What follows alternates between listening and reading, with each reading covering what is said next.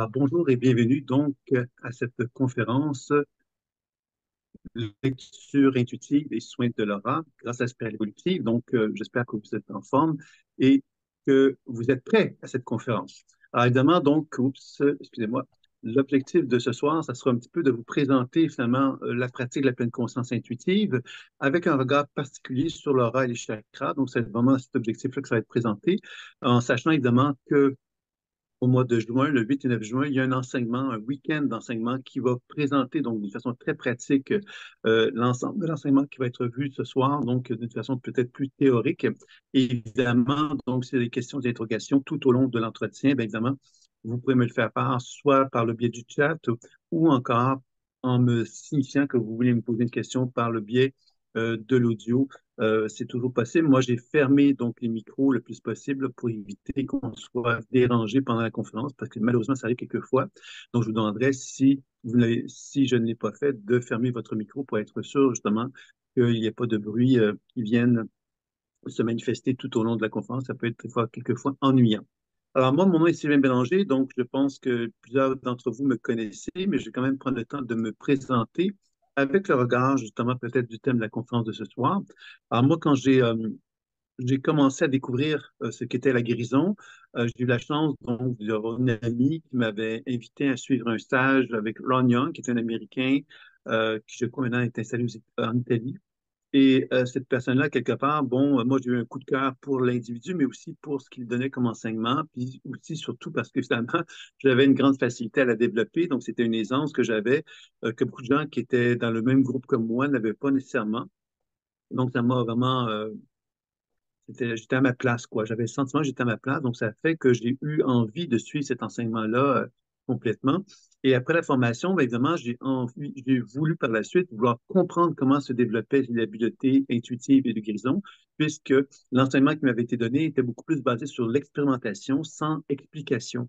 Et puis moi, bien évidemment, après avoir passé tout ce temps-là et avoir constaté que j'avais une facilité, j'ai constaté qu'il y avait beaucoup de gens autour de moi qui n'avaient pas la même aisance que moi et ce qui m'a amené donc à me dire de quelle façon qu'il serait possible de développer les habiletés intuitives en chacun de nous, en fin de compte. Alors, c'est là que ça m'a amené donc à développer une pédagogie que je nomme aujourd'hui la pleine conscience intuitive, que je vais vous présenter lors de cette conférence-là et dans laquelle, évidemment, on va focuser sur l'aspect de l'aura et les chakras. Vous allez voir que l'aura et les chakras sont des portes d'entrée sur énormément de possibilités de soins et c'est ce que je vais tenter de vous présenter aujourd'hui. Alors donc, première question qu'on pourrait se poser, c'est donc qu'est-ce que c'est que l'aura? Hein, puisqu'évidemment, c'est une question qu'on peut se poser parce qu'évidemment, beaucoup de gens parlent de l'aura. Justement, récemment, j'ai été à une conférence où une personne me faisait part justement qu'elle n'arrivait plus à comprendre, elle ne comprenait pas finalement c'était quoi qui était le plus important, l'aura, les chakras, les corps subtils. Bon, elle me faisait référence à plein de façon de regarder le corps humain et elle n'arrivait pas à trop savoir de quelle façon que c'était le plus efficace de travailler sur le corps humain parce qu'il y avait plein de terminologies et de façons de travailler qui lui apparaissaient comme un peu accessibles pour elle finalement.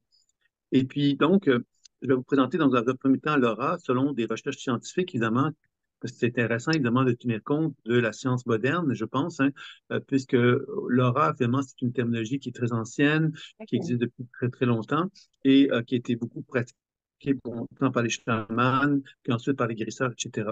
Donc, il y a un physicien qui s'appelle Pop qui a mis en évidence que le soleil émettait de la lumière et que les cellules de notre corps absorbent cette lumière-là puis réémettent de la lumière. C'est un peu comme une forme de respiration biolumineuse qui s'effectue euh, au niveau du corps et qui font que quand on regarde quelqu'un, ben, on va constater que cette personne-là, à un niveau subtil, a un certain rayonnement de lumière. Ce rayonnement de lumière, ce qu'il faut comprendre grâce à cette recherche-là, c'est que ce rayonnement de lumière représente finalement l'activité cellulaire. Ça veut donc dire que quand je regarde une personne, son champ d'énergie autour d'elle, ben, elle reflète sa santé biolumineuse, sa santé des cellules de son corps.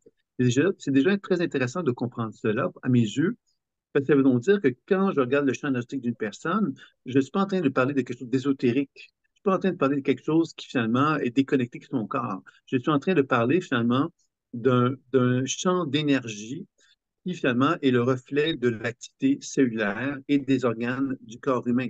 qui veut donc dire que quand je regarde un champ énergétique qui est en santé, je peux dire à la personne, mais tu as un bon potentiel santé, c'est-à-dire que ton champ d'énergie est un beau rayonnement, ce qui veut donc dire que les fonctions physiologiques de ton corps fonctionnent d'une façon optimale.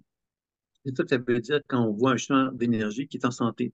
Alors, c'est intéressant de comprendre cela parce que cela met en évidence finalement euh, que quand on observe le champ énergétique d'une personne, donc on va parler d'un potentiel santé, que quand on voit des perturbations dans ce champ énergétique-là, on va constater que son potentiel santé à cette personne-là est moindre. C'est-à-dire qu'elle n'est pas nécessairement malade, elle est simplement amoindrie d'un point de vue de sa vitalité. Les fonctions physiologiques au niveau cellulaire et organique sont peut-être moins puissantes qu'une personne qui est en parfaite santé. Et ce qui veut donc dire finalement que si on ne fait pas attention à cette perturbation énergétique qui est là, mais évidemment, cela pourrait entraîner la maladie. Donc, ça devient vraiment de la prévention et je trouve que c'est vraiment important de bien cerner cette chose-là parce que trop souvent, les gens qui vont voir des guérisseurs sont des gens qui ont vraiment tout essayé. C'est-à-dire qu'ils ont essayé plein de soins différents et finalement, ils constatent que tous les soins qu'ils ont essayés, qu'ils ont expérimentés, bien finalement, ils n'ont pas réussi. Donc, ils vont voir le guérisseur comme dernière étape de l'étape. Et évidemment, quand on arrive dans ce contexte-là, ben, on ne se donne pas les meilleures chances de réussite. Hein. C'est comme ça que je pourrais vous dire ça. Je vais vous demander de fermer votre micro si vous le voulez bien. Je vais donc prendre le temps de le faire un petit peu pour éviter, encore une fois, d'être dérangé par le bruit qu'on entend. Donc, si vous êtes en mesure de fermer votre son, faites-le.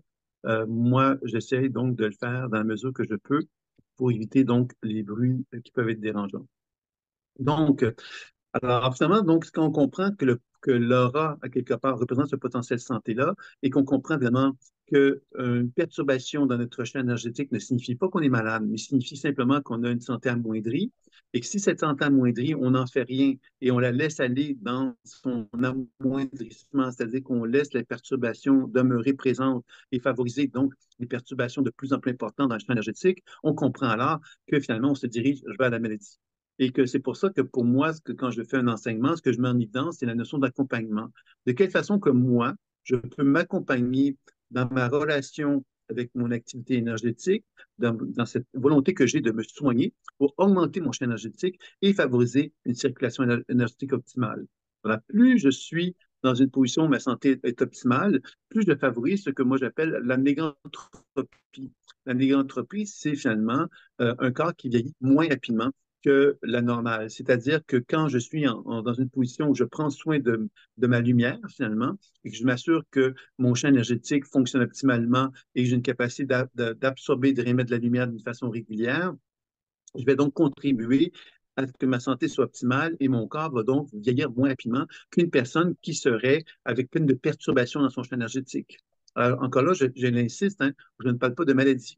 Je parle simplement qu'une personne qui aurait plusieurs perturbations dans son champ énergétique va donc fonctionner dans la vie avec des efforts plus importants que quelqu'un qui est en santé. Et cette personne qui fait plus d'efforts pour rester en santé ou pour rester dans une forme d'homéostasie, ben, quelque part, cette personne-là va donc euh, exiger de son corps plus d'efforts et ça veut donc dire que le corps pourrait vieillir plus rapidement. Donc, c'est intéressant de comprendre ça parce qu'actuellement, il y a tout un mouvement de anti-aging, hein, c'est le non-vieillissement. Alors, on comprend ici que si je prends soin de mon champ énergétique et de m'assurer que la circulation énergétique dans mon corps soit optimale, ben, je favorise un non-vieillissement de mon corps, ce qui veut donc dire que je risque de pouvoir effectivement vieillir en santé, en fin de compte, et me sentir plus en forme que d'autres êtres humains qui auraient justement pas pris soin de cette attention, n'auraient pas porté attention à ce champ d'énergie-là, puis auraient favorisé donc des déséquilibres qui auraient pu donc entraîner plus facilement donc des conditions moins favorables à la santé. Et c'est ça, quelque part, que j'avais envie de vous présenter pour définir un petit peu ce qu'est l'aura. Donc, ça, c'est une première chose. On va approfondir sur l'aura tout à l'heure. Je vais maintenant revenir vers les chakras qui finalement font partie donc de l'aura, hein, parce que l'aura, qu'est-ce que c'est? C'est les cellules de mon corps qui vont absorber et émettre de la lumière. Les chakras, mais c'est associé à des glandes endocrines dans notre corps. Et les chakras, finalement, pourrait-on dire, sont des centrales énergétiques qui vont vibrer avec des fréquences, des certaines fréquences d'énergie qui correspondent aux 7 grandes étapes du développement humain. Donc, moi, ça fait quand même près de plus de 35 ans que je fais des lectures intuitives.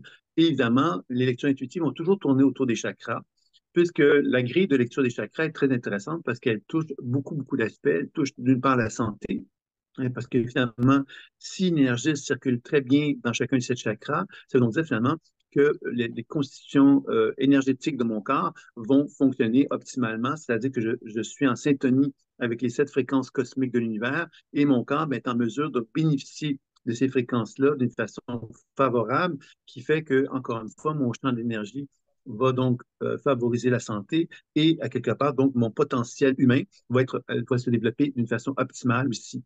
Donc, je vais vous présenter maintenant donc, les 7 grandes étapes du développement humain pour comprendre justement que les chakras correspondent donc à la santé, bien sûr.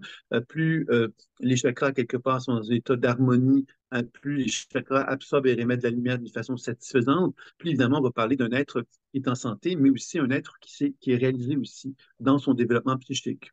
Donc, on comprend que les chakras, quelque part, ont donc une consonance énergétique, donc de santé, mais aussi nous permet de mieux comprendre de quelle façon qu'un être humain peut se déployer dans ses potentiels de réalisation humaine. Donc, je vais vous parler un petit peu des chakras. Donc, le premier chakra, le chakra racine, correspond évidemment à l'être humain qui se reconnaît quelque part qu'il a les 2 pieds ancrés au sol et que les 2 pieds qui sont ancrés au sol lui permettent de bénéficier de l'énergie tellurique de la Terre. Donc, cette énergie tellurique de la Terre, qu'est-ce qu'elle va nous permettre de découvrir? C'est que moi, en tant qu'être humain, quand je suis en connexion avec la réalité terrestre, ben, je prends conscience que j'ai donc de l'énergie de la Terre qui circule de mes pieds jusque dans la zone de mon bassin, dans mon premier chakra. C'est un peu comme si je recevais de l'énergie vitale et que mon chakra racine était un peu comme une batterie qui accumulait cette énergie vitale que la Terre me procure. Donc, c'est intéressant de comprendre cela parce que ça veut dire finalement que moi, en tant qu'être humain, quand je suis fatigué, je dois toujours être attentif à cette capacité que j'ai d'absorber cette énergie tellurique de la Terre et de la faire circuler dans mes jambes et de la faire accumuler dans la zone de mon bassin. C'est une étape importante et on retrouve des vertus thérapeutiques qui viennent expliquer un peu tout ça quand on pense, par exemple, que les gens vont marcher à la rosée du matin pieds nus pour justement bénéficier de cet effet de l'énergie de la Terre, c'est-à-dire qu'il est reconnu que quand on fait ça, par exemple, régulièrement, de marcher pieds nus à la rosée du matin, par exemple, on va constater justement un effet d'énergisation dans notre corps qui va se manifester. Tout simplement parce que justement, cette façon de procéder fait que moi, je reçois les ions négatifs de la Terre, je reçois le champ électromagnétique le champ Schumann qu'on appelle, qui est produit par la Terre, et j'en bénéficie et ça me permet donc d'accumuler une certaine énergie dans mon chakra racine, dans ma batterie d'énergie, qui va ensuite pouvoir la redistribuer vers le haut de mon corps, dans les chakras supérieurs. Donc, le premier chakra est vraiment très important puisqu'il me permet de connaître mes besoins aussi, mes besoins de base en tant qu'être humain, de constater que l'être humain que je suis a des besoins qui lui sont propres. C'est-à-dire qu'il y a des êtres humains qui ont des besoins, d'autres êtres humains ont d'autres types de besoins. On est tous différents dans cette façon que l'on a d'exprimer ces besoins-là. Et évidemment, cette énergie de la Terre qui circule dans mes jambes et dans mon chakra racine va me permettre d'apprivoiser cette volonté que j'ai de vivre dans le monde de la matière en voulant survivre, hein, en tenant compte des besoins essentiels qui sont pour moi. Alors, évidemment, comme je disais tout à l'heure, on a tous des besoins différents.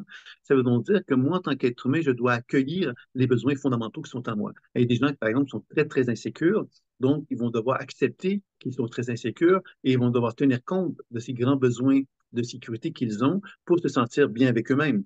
Alors que les gens qui sont plus intrépides, qui vont moins avoir besoin de sécurité, ben, ils vont donc avoir à apprendre justement à fonctionner en harmonie avec leur façon d'exister, leur façon d'être. Alors, je pense que la première étape en tant qu'humain que nous avons à expérimenter, c'est cette capacité que j'ai, moi, de m'accepter. Et que plus je m'accepte, bien, plus j'accepte finalement la façon que je m'incarne. C'est-à-dire que moi, je suis né sur la planète Terre et je n'avais pas consciemment établi un contrat consciemment hein, avec l'idée que je serais de telle façon. Donc, quand je nais sur Terre, ben, moi, je me découvre et je découvre finalement des aspects que j'aime de moi et des aspects que j'aime moins de moi. Et c'est évident que Chakra Racine va me permettre donc finalement d'apprendre à me donner une sécurité qui va faire que je vais me sentir de plus en plus en harmonie avec l'énergie de la Terre, qui va de plus en plus pouvoir se manifester en moi pour me réénergiser et faire en sorte que je me sente finalement capable de générer de l'énergie pour me sentir en santé, pour finalement constamment reconstruire, je dirais, ma vitalité pour finalement rester dans une position où je suis en forme. Ensuite, vous avez le deuxième chakra, le chakra sacré, qui lui va nous permettre de constater que quand moi, je suis en harmonie avec mes besoins de sécurité et que je vais donc accumuler de l'énergie comme une batterie, ben, je vais commencer à me rendre compte finalement que j'ai une identité qui se manifeste en moi. Cette identité, évidemment, c'est cette personne qui apprend donc à accueillir les émotions qui sont en lui, les désirs, la façon quelque part que j'exprime mes émotions, la façon que je suis, j'exprime ma masculinité, ma féminité, etc. Vous voyez que le chakra sacré va nous permettre de définir notre identité. Et cette identité-là, évidemment, elle est importante de cerner l'idée que quand j'ai une solidité dans mon identité, je ne suis pas celui qui va tomber amoureux. Tomber amoureux, ça veut dire quoi? C'est perdre de pied. Alors, dans la tradition chamanique, les chakras, qu'est-ce qu'on apprend au niveau des chakras? C'est que plus l'énergie de la Terre circule adéquatement dans mon chakra sacré, plus j'apprends à développer un certain pouvoir sur ma propre vie. Ce pouvoir-là, finalement, c'est cette capacité de dire je suis Sylvain Bélanger. Et Sylvain Bélanger, bien, il y a des besoins, il y a des envies, il y a des désirs, et il n'est pas obligé de se soumettre à son entourage. Hein, il peut très bien, quelque part, être solidement ancré dans ses jambes, avoir des besoins, être en sécurité, puis reconnaître les besoins qui sont en lui et de les assumer. Donc, ça veut donc dire qu'on n'est pas obligé de tomber dans une relation amoureuse ou amicale ou professionnelle. On peut très bien assumer que l'on est ce que l'on est, et on peut très bien assumer qu'une autre personne peut être ce qu'elle est. Et à partir de là, bien évidemment, il y a un échange qui peut s'établir entre moi et cette autre personne-là. Et cet échange-là, bien évidemment, va permettre de construire une relation qui va être satisfaisante et qui ne reposera pas sur ce principe de je dois me soumettre à quelqu'un ou l'autre personne doit se soumettre à moi. Hein, qui est finalement quelque chose qu'on pourrait reconnaître socialement parlant comme quelque chose d'assez naturel, qu'on voit souvent, mais dans la tradition chamanique, l'idée de l'enracinement va nous servir justement à être capable de reconnaître que mon chakra sacré me permet d'assumer justement ma dimension masculine et féminine et de ne pas finalement me perdre de pied dans ma relation avec quelqu'un d'autre, donc de perdre mon pouvoir finalement, quelque chose qui est très important donc dans la tradition des chakras. Donc, quand j'assume mon énergie dans mon chakra sacré, bien évidemment, je suis capable de m'assumer en tant qu'être humain et je suis capable donc d'accueillir le troisième chakra, donc l'énergie du plexus solaire, qui va me permettre de reconnaître que je suis un être rayonnant et lumineux. Alors, le plexus solaire, c'est évidemment cette puissance qui est en moi que j'apprends à reconnaître. La puissance qui fait que les gens vont me dire, ah ben toi, t'es très bon en sport ou tu es très bon en mathématiques ou tu es très bon en art. Ils vont avoir le sentiment, effectivement, que cette reconnaissance va me permettre de me valoriser. Alors, évidemment, tout être humain doit un jour ou l'autre reconnaître ses talents. Ces talents vont faire que quand on les reconnaît, ben, on va rayonner la lumière dans notre plexus solaire qui vont finalement mettre en lumière une certaine forme de charisme que j'ai naturellement. Ce charisme-là, finalement, c'est que je suis fier de moi et cette fierté-là, évidemment, dégage une certaine énergie et les gens ben, vont évidemment reconnaître cette qualité énergétique que je déploie et il va y avoir donc une espèce de position de respect qui va en résulter et ça va mettre en lumière que moi, parce que j'ai apprivoisé cette énergie au niveau de mon plexus solaire, j'ai développé une certaine une capacité, en quelque sorte, à être un leader. Et ce leader-là, ou un meneur, ben, me permet donc de pouvoir justement transmettre ces compétences, hein, ces confiances que j'ai en moi envers d'autres gens. Et l'idée n'est pas de dominer d'autres gens parce que je suis un meneur, mais c'est plutôt de reconnaître que les autres êtres humains qui sont autour de moi peuvent collaborer avec moi et ainsi favoriser donc d'être encore plus dominant, encore plus fort, encore plus puissant. Ainsi, je suis capable de collaborer avec d'autres êtres humains qui sont puissants et que je reconnais leur puissance, ben, je peux développer donc une communauté plus puissante avec des gens avec lesquels je vais me sentir plus puissant et plus fort. Alors, le guerrier, c'est ça un peu la nature du plexus solaire, c'est vraiment de reconnaître cette puissance-là qui va faire que je vais donc dégager une certaine lumière et cette lumière-là va me permettre donc de collaborer avec d'autres êtres humains. Donc, vous voyez que là, je vous présente vraiment cette idée que chaque être humain doit déployer cette lumière-là. Malheureusement, vous l'avez sans doute compris, que dans le développement des chakras, il y a évidemment le chakra équilibré qui va donc rayonner naturellement et harmonieusement, mais évidemment, on va voir tout à l'heure qu'il y a des conditions énergétiques qui vont empêcher le développement de l'aura, tout comme des chakras, et qui vont empêcher justement cette expression de guerrier, de leader qui est en moi. Et si cette expression de leader est inhibée, ben, ça veut dire que je ne pourrais pas rayonner comme je le souhaiterais, comme je le voudrais. Et ça, évidemment, quand on observe, fait des lectures intuitives pour évaluer l'énergie d'une personne, on va constater évidemment qu'il y a des gens qui vont avoir un plexus solaire très, très puissant et très fort, mais il y a d'autres gens qui vont l'avoir complètement effacé parce qu'ils n'auront pas le sentiment d'avoir droit à cette puissance-là. Ils ne vont pas reconnaître leur lumière, finalement. Alors, je pense que dans le développement humain, l'apprentissage, l'apprivoisement de chacune des énergies associées au chakra, ben, nous permet donc de développer un être humain de plus en plus équilibré, de plus en plus solide sur ses deux jambes et de plus en plus capable d'assumer la grandeur de son être. Et plus j'assume cette grandeur de mon être, il se produit quoi? Mais il se produit au niveau de ma vitalité, au niveau de ma santé, un potentiel énergétique optimal, c'est-à-dire que je développe une santé de plus en plus favorable à faire face aux diverses intempéries, au stress, aux complications que la vie peut me procurer. Et en plus de ça, mais plus j'accepte l'énergie de mes chakras et qui se manifeste, mais plus évidemment, je vais être en mesure de développer une personnalité plus complexe, plus riche, plus capable de faire face aux diverses difficultés de la vie de la même façon. Vous voyez, alors, c'est ça un peu qui est intéressant de comprendre, c'est que les chakras me permettent d'apprivoiser des composantes humaines que je ne pourrais pas accéder si je n'arrivais pas justement à apprivoiser ces énergies-là.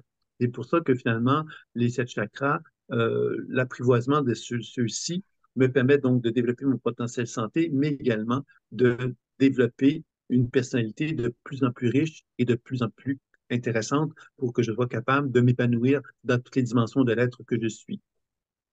Vous avez ensuite le chakra du cœur, qui est le quatrième chakra, qui représente finalement l'adulte que l'on doit développer un jour ou l'autre.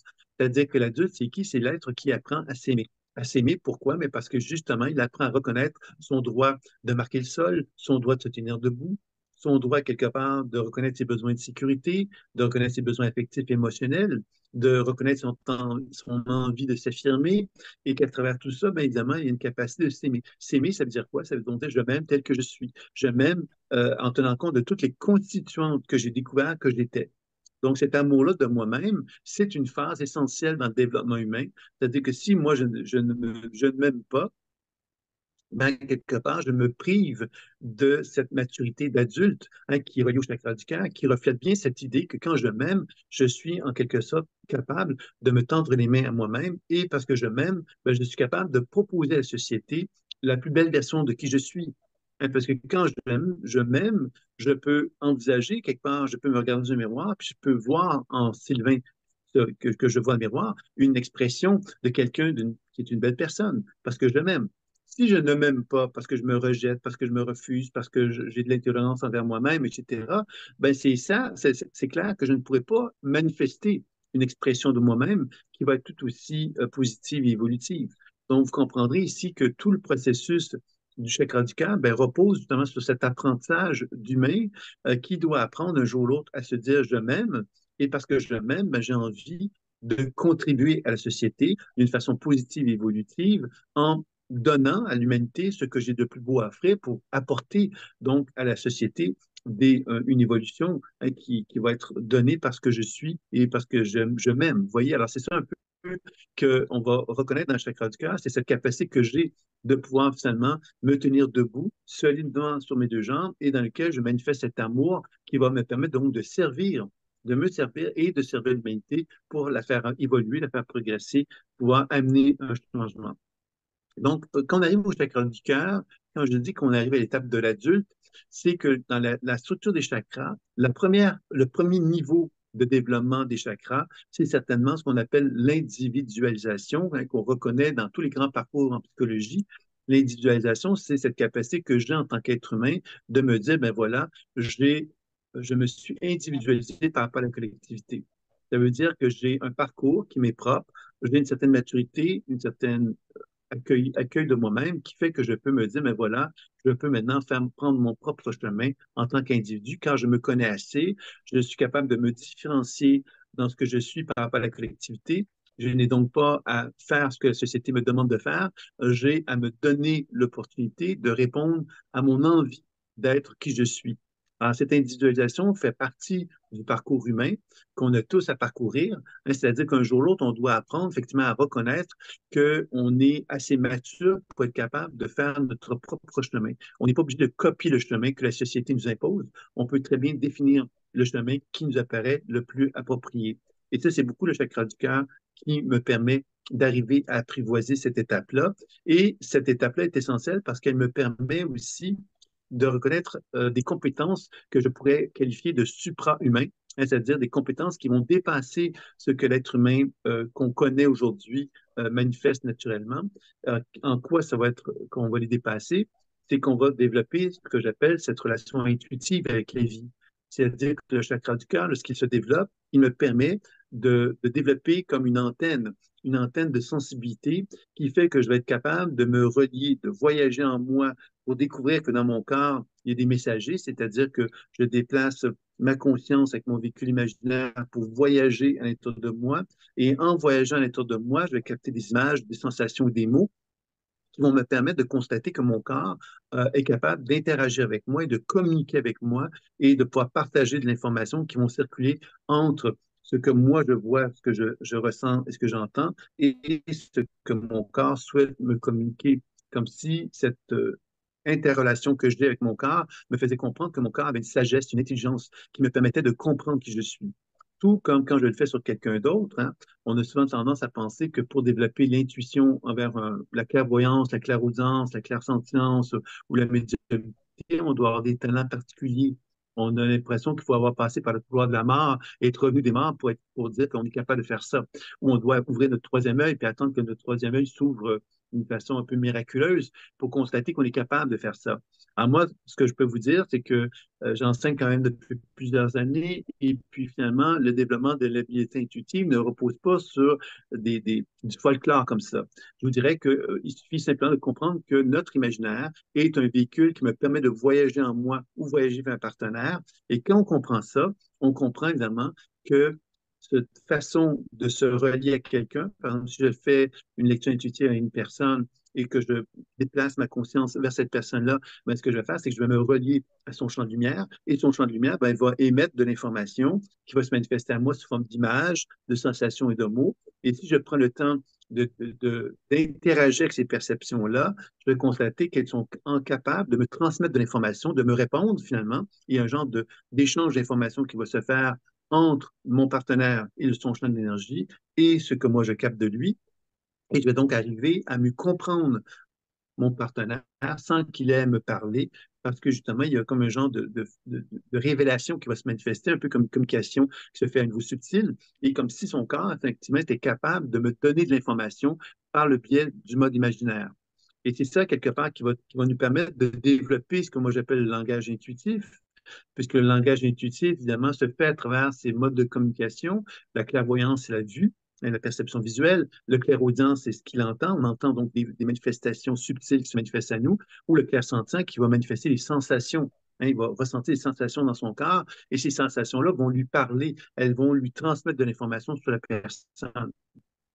Donc, tout le processus intuitif, vous voyez, se fait beaucoup à travers cette région du cœur qui est si fondamentale donc, dans la démarche intuitive. Et évidemment, le cœur va me permettre aussi de constater que je peux faire des soins, hein, parce que le cœur, finalement, me permet de constater qu'il y a donc une capacité de prendre l'énergie qui se trouve dans mon cœur pour la redistribuer vers mes mains, par exemple, et ensuite la distribuer sur moi ou la distribuer sur un partenaire pour constater effectivement que je suis en mesure de pouvoir soigner aussi. Donc, vous voyez que la région du cœur me permet donc de constater que la notion de guérisseur, par exemple, de soignant énergéticien, elle est très accessible à tout le monde. Il suffit simplement de reconnaître cette réalité-là que le cœur manifeste. Tout comme être clairvoyant, clairaudient, clairsentient, médium ou autre type d'intuition, c'est quelque chose qui est commun à chacun d'entre nous. Il suffit simplement d'apprendre à développer la langue. Et cette langue-là, évidemment, elle demande de la pratique pour y parvenir. Mais vous allez voir qu'il y a des clés qui peuvent être transmises et qui nous permettent donc de comprendre assez facilement de quelle façon cette langue-là peut se développer à travers le processus de l'enseignement que je vais vous présenter aujourd'hui.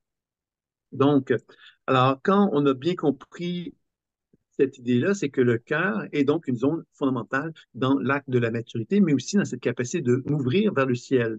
Et c'est là, en mouvant vers le ciel que les habiletés intuitives, les habiletés à me soigner, que je viens de vous décrire, vont prendre tout son sens. Pourquoi je vous dis ça?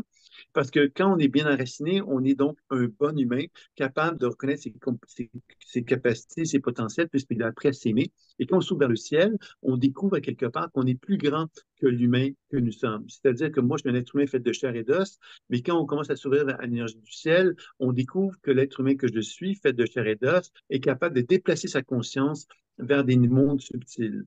Il est intéressant de comprendre ici que la physique quantique a amené des hypothèses concernant cette idée que la conscience est délocalisée. La conscience, évidemment, il n'y a pas si longtemps, on disait qu'elle était dans la tête. Avec le temps, on a découvert qu'elle était dans le cœur aussi. Et plus récemment, on parle même de la conscience qui est dans le ventre. Et la physique quantique, qu'est-ce qu'elle nous dit? C'est que la conscience n'est pas seulement dans ces trois régions-là, elle est partout. Donc, ça veut donc dire que mon champ d'énergie qui rayonne de la lumière, mais dans ce champ d'énergie-là se trouve la conscience. Mon cerveau n'est pas simplement dans ma tête, il n'est pas seulement dans mon cœur, il n'est pas seulement dans mon ventre, il est partout.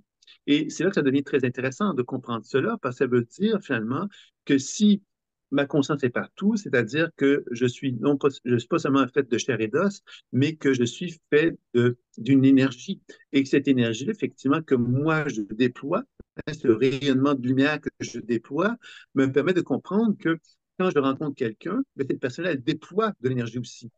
Donc, même si je suis fait de chair et d'os et que cette autre personne est faite de chair et d'os, il y a quelque part quelque chose qui se fait à un niveau subtil, d'un point de vue vibratoire et énergétique, qui fait que ces deux êtres humains-là ne sont pas simplement dans la matière, ils sont dans une interaction subtile.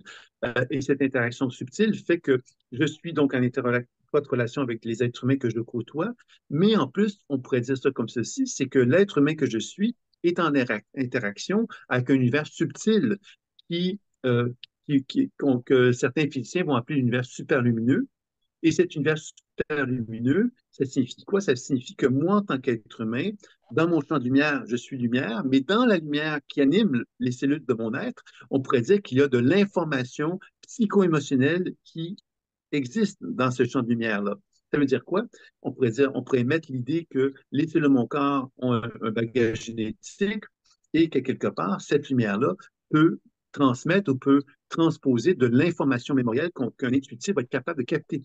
Et ça, c'est très intéressant, parce que ça veut dire que quand on regarde le champ énergétique d'une personne ou son propre champ énergétique, on comprend qu'on voit de la lumière, on voit donc de l'information au niveau de la santé de la personne, mais on voit que dans cette lumière-là, il y a une conscience psycho-émotionnelle qui peut être là, qui peut m'amener à constater que dans mon champ énergétique, il peut y avoir des informations associées à mon histoire personnelle, hein, depuis que je suis né. Il y a de l'information qui s'est accumulée dans mon champ énergétique, qui peut être associée à des traumatismes ou des perturbations que j'ai pu vivre, qui vont se trouver encore présentes dans mon champ énergétique. Et on peut comprendre ici que dans ce champ énergétique-là, donc j'ai mon histoire personnelle qui se reflète dedans, et on comprend que cette information de mon histoire personnelle peut résonner avec l'univers subtil dans son immensité, et ça veut donc dire que je peux raisonner avec des mémoires provenant de mon histoire familiale, donc de mes arrière, arrière, arrière, arrière ancêtres, par exemple. Et on peut également comprendre que dans cet univers subtil-là, je peux raisonner avec les mémoires d'autres vies de l'histoire de l'humanité. Ce qui veut donc dire, finalement, que l'être humain qu'on pensait fait de chair et d'os, mais finalement, est en étroite relation sur plein de niveaux différents qui font que le langage intuitif devient très riche quand on commence à comprendre toutes les possibilités qui se retrouvent là. Et on comprend, en fin de compte, que tout le processus du développement des chakras devient vraiment important à comprendre aussi pour arriver à cerner de quelle façon qu'un être humain peut se déployer dans toutes les sphères que je viens de nommer, puisque les chakras vont m'aider à augmenter ma conscience, à augmenter ma capacité d'être témoin, puis être capable d'observer justement cet univers super lumineux avec de plus en plus de sagesse et de maturité. Donc, quand on s'ouvre à l'énergie du ciel, on va donc chercher donc à se syntoniser avec les chakras supérieurs. Les chakras supérieurs, je vais vous les présenter maintenant. Donc, si on regarde la gorge, ben, la gorge va me permettre finalement de reconnaître que j'ai un certain pouvoir par la parole d'émettre des fréquences sonores. Ces fréquences sonores peuvent se faire par le son, mais elles peuvent se faire plus naturellement par la parole. Et la parole, bien évidemment, qu'est-ce que moi je dis? C'est quoi que je communique à mon entourage? Quelle est la vibration sonore que j'émets? Est-ce que j'amène de la bienveillance? Est-ce que j'amène de l'amour? Est-ce que j'amène de la tendresse? Est-ce que j'amène des pensées positives? Ou est-ce que j'amène simplement des énergies négatives, des énergies sombres, des critiques, etc.? Donc, vous voyez que la relation avec le chakra de la gorge me permet de comprendre que plus je suis dans une forme de bienveillance avec moi-même et avec mon entourage, mais plus je contribue à émettre des fréquences qui vont être favorables à moi-même, mais aussi à mon entourage. Et c'est là, évidemment, que ça me permet de déployer une énergie de plus en plus constructive. Je pourrais dire ça comme ceci au niveau de la région de la gorge. La région de la gorge, elle met en évidence aussi cette idée de ce qu'on pourrait appeler la loi d'attraction. Hein, la loi d'attraction, c'est qu'est-ce qui fait que moi, j'attire à moi des situations, des événements qui peuvent m'apparaître négatives. Hein, c'est-à-dire que dans mon champ d'énergie, j'ai une certaine somme d'informations qui se trouvent dedans, qui peut être associée à mon potentiel santé, mais qui peut être également associée à des expériences de vie que j'ai vécues et qui ont pu, quelque part, m'éloigner de moi-même. Donc, évidemment, plus j'apprends justement à me connecter avec ce champ de lumière-là, plus j'apprends justement à constater que ce champ de lumière-là me permet de m'ouvrir donc à cette information qui se dégage de moi, puis à comprendre effectivement que la vie, qu'est-ce qu'elle me met sur mon chemin, c'est souvent effectivement des informations pour m'obliger à faire un travail sur moi. Par exemple, si je suis convaincu que je suis, qu'on, qu'on- que j'ai été abandonné quand j'étais enfant et que j'ai eu un traumatisme associé à ça et que je porte en moi la blessure de l'abandon, ben cette blessure de l'abandon va faire que je vais attirer vers moi des gens qui vont me confronter à cet abandon-là. Et pourquoi c'est comme ça? Mais parce que l'univers me demande quelque chose de tout simple. Il me dit, Sylvain, tu t'es senti abandonné, et tant que tu sens que tu vas te sentir abandonné, on va te mettre sur ton passage des expériences d'abandon que tu vas répéter pour t'obliger à faire la paix avec ça. Faire la paix avec ça, ça veut donc dire d'arrêter de rejeter l'expérience de l'abandon, d'arrêter de me révolter contre elle et de l'accueillir. Et l'accueillir, ça signifie effectivement d'absorber le choc émotionnel associé à l'expérience de l'abandon pour m'en dégager, m'en libérer. Et c'est alors que je vais pouvoir me dégager de ces blessures-là et que je vais pouvoir accéder à d'autres façons, d'autres manifestations. L'univers va me transmettre d'autres messages qui vont me permettre donc d'évoluer et de progresser, de cheminer de façon plus positive. Donc, vous voyez effectivement que ce principe de la loi d'attraction est intéressant à comprendre quand on cerne que la vie, quelque part, nous demande de faire la paix avec nous-mêmes et avec notre entourage. Et que souvent, lorsque des gens nous font vivre des choses qui nous sont douloureuses, c'est peut-être parce que quelque part, ils sont là pour nous inviter à faire la paix avec des éléments qu'on a besoin de faire la paix. Alors, je pense que c'est intéressant de se rappeler de ça. Je vais vous demander donc de fermer votre micro pour ceux qui ne l'ont pas fermé pour éviter qu'on entende les petits sons. Donc, je vais m'assurer, moi, de mon côté, si je peux fermer. Voilà, pour éviter qu'on soit dérangé. On va essayer de fermer ça. Voilà. Et donc, voilà. Alors, ça, c'était pour la loi, excusez-moi, c'était pour vous parler donc de la loi donc, de l'attraction qui donc est reliée beaucoup au chakra de la gorge. Donc, il y a Angélique qui me dit, je suis tellement d'accord avec ce que tu dis, ben, tant mieux, c'est préférable. Quoique ça pourrait aussi être intéressant qu'on soit en désaccord et qu'on puisse en discuter aussi, bien sûr. Donc, ça, c'était pour la région de la gorge. Si on regarde le sixième chakra, qui est le chakra frontal, c'est donc un chakra qui est toujours tourné vers le ciel, encore une fois.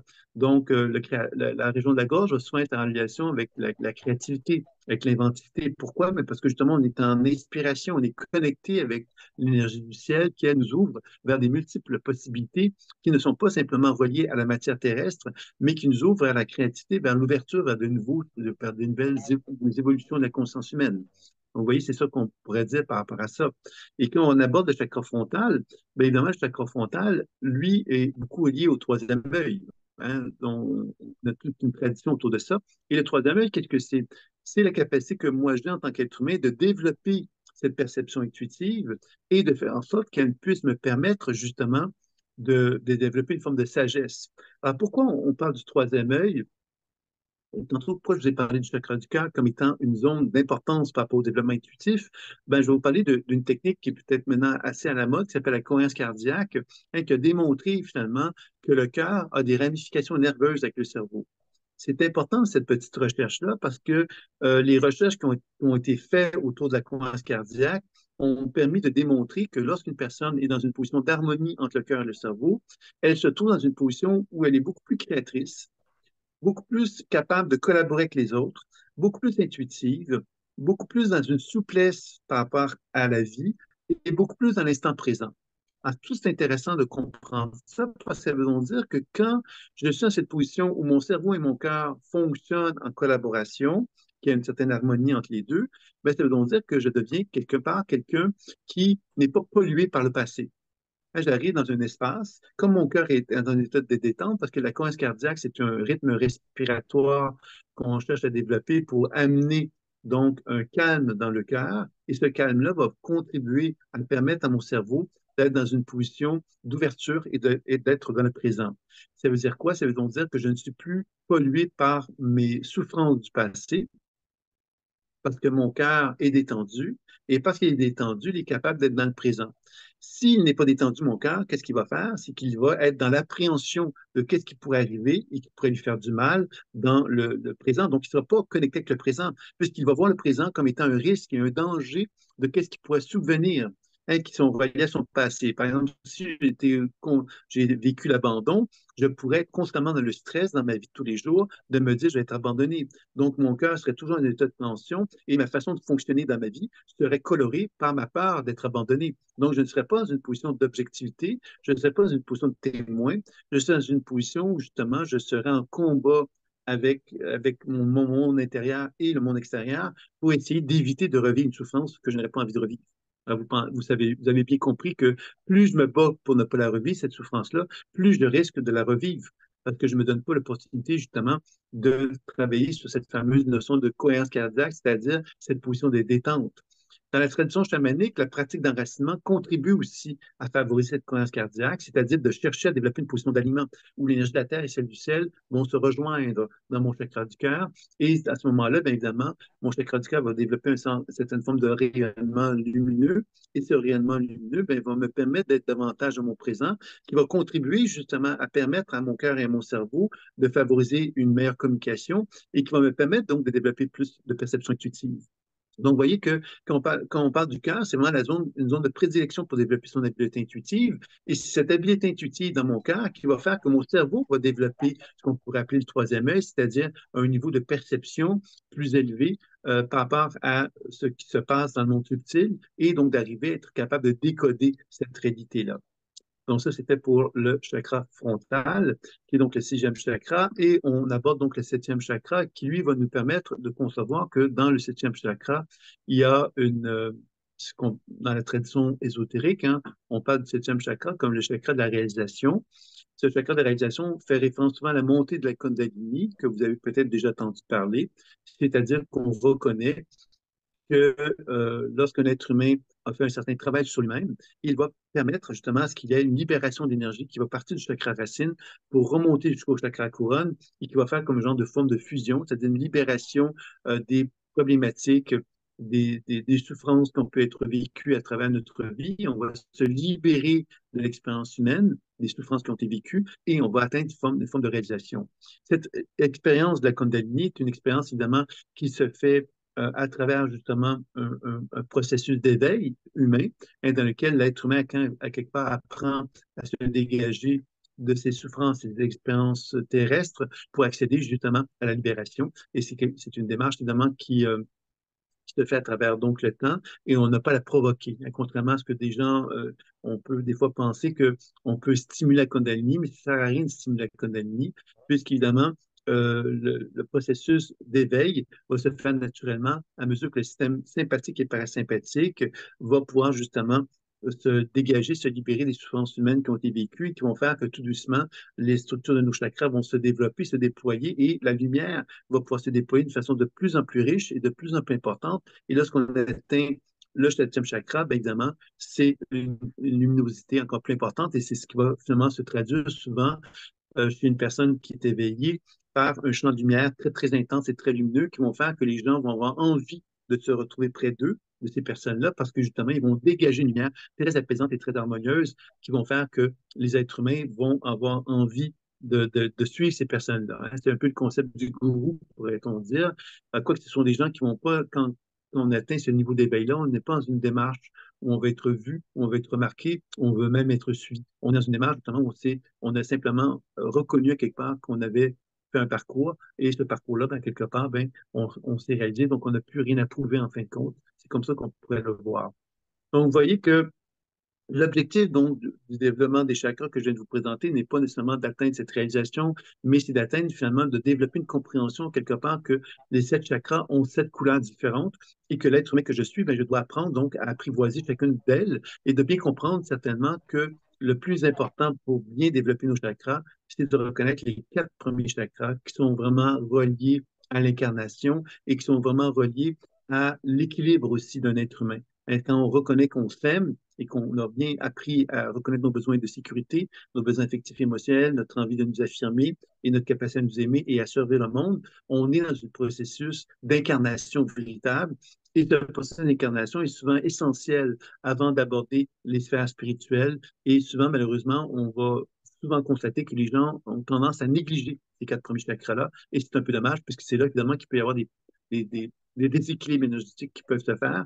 Parce que quand les 4 premiers chakras ne sont pas bien stables, bien évidemment, quand on développe notre vie spirituelle, bien, elles deviennent colorées, cette vie spirituelle-là, par les blocages qu'on n'a pas réussi à résoudre dans les 4 premiers chakras. C'est là qu'évidemment, il va y avoir souvent des conflits d'ego, hein, des problématiques de cet ordre-là qui vont se manifester. Donc, je ne sais pas si tu as des questions concernant tout ce que je viens de vous dire jusqu'à maintenant, mais j'étais donc, je vais vous laisser le soin si tu as des questions à me les poser, soit dans le chat ou encore en me faisant part de votre désir de poser une question euh, avec le micro, c'est comme vous le souhaitez. Donc, moi, pendant ce temps-là, ben, je vais simplement continuer la présentation en vous parlant des 8 conditions énergétiques. Je vais les présenter sommairement, puisque j'aimerais aussi donc prendre le temps de vous parler euh, de la pleine conscience intuitive, de quelle façon qu'on peut soigner l'aura et les chakras, parce que je pense que c'est quelque chose qui est intéressant de voir un petit peu c'est quoi la dynamique pratique de la pleine conscience intuitive. Mais les 8 conditions énergétiques, qu'est-ce que c'est? Mais ce sont, quand on observe le champ énergétique d'une personne, ou quand on observe nos propres chakras ou ceux de notre partenaire, on va constater habituellement que les conditions, les perturbations énergétiques d'une personne vont se manifester dans 7 conditions énergétiques. Enfin, il y a 7 façons de percevoir un déséquilibre, puis une condition énergétique de santé que je vais vous présenter.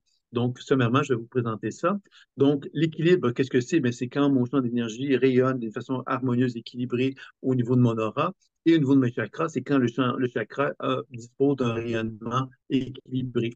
Donc, à ce moment-là, évidemment, on va dire qu'il y a un potentiel santé optimal et que le niveau de vieillissement est le moindre à ce moment-là. Donc, la personne favorise l'anégantropie, c'est-à-dire une santé optimale. Et dans ce sens-là, bien évidemment, on peut concevoir que la personne est dans un processus de réalisation par rapport à l'énergie avec laquelle elle est en interaction.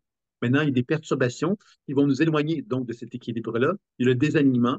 Le désalignement, c'est quand mon champ énergétique se trouve à désaligner par rapport à ça. J'aimerais avoir une méthode d'alignement des chakras réalisables quand j'en ressens le besoin. Oui, ben on va aborder ça maintenant. Je ne sais pas si ça va être vraiment mais réalisable, en fin de compte, moi, ce que je dirais, c'est que la première pratique qu'on peut envisager de réaliser, qui est négligée énormément par les êtres humains en général, qui la connaissent, c'est la pratique de l'enracinement. La pratique de l'enracinement, c'est quelque chose de très basique, puis en même temps, c'est quelque chose d'essentiel. La pratique de l'enracinement, c'est cette capacité que moi j'ai de visualiser et quand je dis visualiser, il faut comprendre, c'est que ma conscience je vais utiliser mon véhicule imaginaire pour déplacer ma conscience de mon cerveau vers mes pieds. Et de mes pieds, je vais créer des racines sur la plante de mes pieds et je vais descendre dans le sol pour me syntoniser avec l'énergie tellurique de la Terre, que je vais faire ensuite remonter jusqu'à mes pieds. Et ensuite, je vais chercher à accompagner cette énergie de la Terre dans le mouvement qu'elle va manifester pour remonter progressivement jusque dans mon cœur. Alors, cette pratique-là, finalement, que je viens de vous nommer, elle pourrait se faire à l'aveugle, c'est-à-dire, je pourrais dire, ben, je fais monter l'énergie de la Terre en 30 secondes, puis voilà, je suis enraciné. Et ça, c'est une façon que moi, je vous déconseille. La bonne façon, pour moi, c'est celle qu'on fait dans un concept de méditation. C'est-à-dire que je prends conscience que l'énergie de la Terre circule dans mes talons, dans la plante de mes pieds, dans mes orteils. Je cherche ensuite à faire remonter mes chevilles, et ainsi de suite. Donc, je prends le temps de vraiment bien ressentir, de bien voir, de bien entendre la présence de cette énergie-là qui circule dans chacune des régions de mon corps, donc les pieds, les chevilles, les mollets, les genoux, les cuisses, les hanches. la région du chakra racine, chakra sacré, chakra solaire, chakra du cœur. Vous voyez, alors ça, c'est vraiment une façon de vraiment travailler à favoriser ce que moi j'appelle l'antenne vibratoire qui est mon corps. Mon corps, quand il vibre de partout, il se trouve dans des conditions favorables pour augmenter mon potentiel santé. Donc, juste cette pratique-là que je viens de vous nommer jusqu'au cœur, c'est la première étape, c'est l'enracinement, c'est la relation avec l'énergie de la Terre. Puis par la suite, je vais chercher à prendre mon véhicule imaginaire pour me syntoniser avec l'énergie du ciel que je vais faire descendre dans le chakra couronne, le chakra frontal, le chakra de la gorge et le chakra du cœur. Et ensuite, je vais respirer simplement dans mon cœur pendant le temps que je veux. Donc, vous voyez, ça, c'est une technique toute simple qui nous permet de travailler sur l'alignement. Et cet alignement-là, quelque part, si je le fais une fois par jour, cette pratique d'enracinement-là, pendant 7 jours, par exemple, ben, je peux prendre le temps de noter chaque jour comment je me sens, qu'est-ce que j'ai observé, qu'est-ce que j'ai perçu dans les images, les sensations, les mots que j'ai pu observer pendant que j'ai fait l'enracinement. Et moi, je vous dirais que ça, c'est une technique finalement qui est souvent négligée parce qu'on a souvent tendance à la mettre de côté parce qu'on a l'impression, quelque part, on ne lui donne pas toute la compétence qui est associée à cette technique-là, parce que justement, bon, on la fait souvent très mal. Alors moi, je vous dirais qu'une technique d'enracinement comme celle-là, elle prend un certain temps, elle peut prendre facilement une demi-heure si on prend le temps de bien s'accompagner, de bien sentir le mouvement de l'énergie qui circule dans mon corps. Alors, je vous dirais que c'est une belle technique pour constater qu'on peut déjà juste avec cette technique-là, on peut déjà vraiment améliorer notre potentiel santé d'une façon significative et je vous inviterai donc à le faire. Donc, ça, c'est une technique. Donc, si on vient avec la notion de désalignement, le désalignement, quelque part, c'est la première condition diagnostique de perturbation. Quand je suis désaligné, pourquoi je suis désaligné? Alors, c'est intéressant de se poser la question, pourquoi on a un désalignement? Alors, évidemment, on pourrait se dire, à quelque part, je suis désaligné souvent parce qu'il y a eu un choc. Ça peut être un accident de voiture, par exemple, qui peut m'avoir amené un désalignement. Par contre, il peut y avoir des éléments plus dramatiques qui peuvent être associés à ça aussi. Par exemple, si j'ai vécu un viol, ou si j'ai vécu une situation dramatique dans ma vie où j'ai eu peur à ma vie, quelles que soient les circonstances associées à ça, quand mon corps a peur à ma vie, qu'est-ce qu'il fait? Il peut se paralyser. Mon système immunitaire peut se paralyser. Et plus il se posait ce traumatisme-là, plus il va y avoir donc effectivement cette situation où mon champ va apparaître déséquilibré parce que la paralysie va faire que je vais avoir débranché mon courant énergétique. Donc ça, c'est une des premières perturbations qu'on va retrouver dans l'aura, c'est donc le désalignement.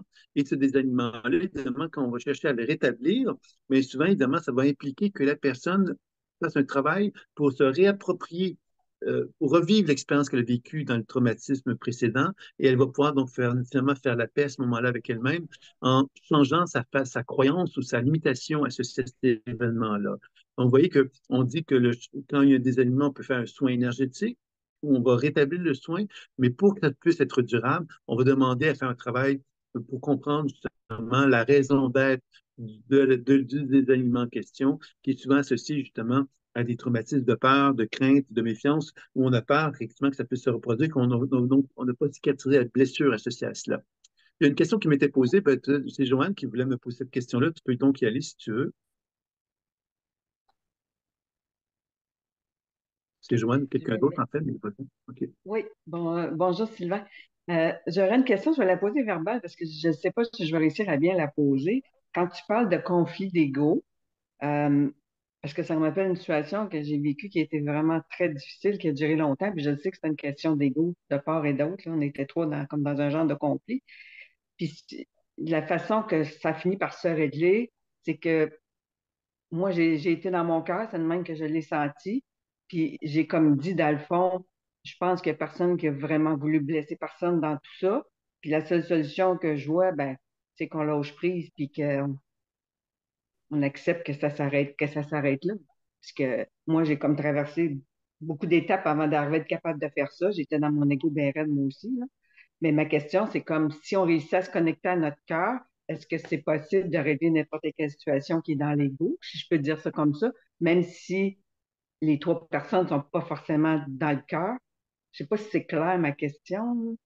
Oui, c'est très clair. J'ai très bien compris. J'ai même une réponse Ah, à te yes. transmettre. Euh, dans l'apprentissage de la pleine conscience intuitive, il y a une technique quelque part qui est une technique que moi j'aime beaucoup parce que elle nous amène elle amène une expérience, puis elle amène également une compréhension qui a énormément d'enjeux par rapport à la santé et personnelle et la santé relationnelle qu'on peut avoir avec les gens. C'est une technique que moi j'appelle la technique de réunification. C'est une technique finalement qui consiste à expérimenter l'idée qu'au lieu de... Parce on vit dans une société où, à quelque part, notre relation avec les problèmes sont souvent associés à l'idée de je veux m'en débarrasser. Je vais donner des exemples de ça. Si j'ai un problème de santé, ben, on va aller voir un médecin, on va lui dire, ben, enlève-moi l'organe qui me fait le problème, enlève-moi les cellules cancéreuses, enlève-moi, bon, on va avoir une espèce de rapport où on peut concevoir quelque part que le corps est un monstre, on va dire de façon exagérée, puis à quelque part, le médecin, ben, il va me donner quelque chose qui va finalement tuer, entre guillemets, le monstre. Alors ça, c'est une caricature que je suis en train de faire, mais c'est quand même une façon qu'on retrouve beaucoup chez beaucoup d'êtres humains, quelque part, cette espèce de position agressive envers son propre corps, parce qu'on a compris qu'il y a quelque chose de méchant dans notre corps qu'il faut tuer.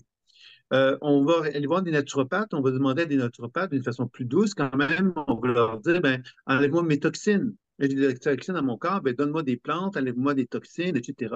On va aller voir des guérisseurs, on va leur dire, ben, enlève-moi les énergies négatives qui sont en moi. Je ne veux plus ces énergies négatives. On va aller voir un exorciste, on va lui dire, ben, enlève-moi des entités qui sont en moi, enlève-les, je ne veux plus avoir, elles bouffent, elles m'empêchent d'être heureux, etc.